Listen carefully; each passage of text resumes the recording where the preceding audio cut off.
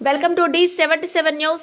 నిజామాబాద్ జిల్లా అల్లిసాగర్ ఎత్తిపోతల నుంచి వెంటనే నీటిని విడుదల చేయాలని తెలంగాణ జాగృతి అధ్యక్షురాలు కల్వకుంట్ల కవిత ఒక ప్రకటనలో డిమాండ్ చేశారు.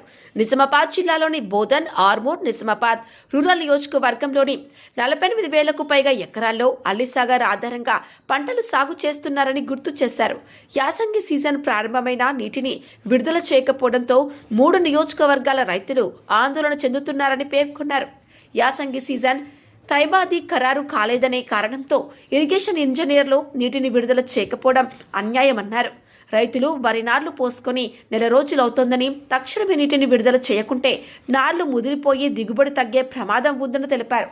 గోదావరి నదిలో పుష్కలంగా నీళ్లున్నా ఎత్తిపోతలు ప్రారంభించకపోవడం సరికాదన్నారు. ఒక నవిపేట్ మండలంలోనే 14,000 ఎకరాల్లో అల్లిసాగర్ కింద యాసంగి పంటలు సాగు చేస్తున్నారని తెలిపారు.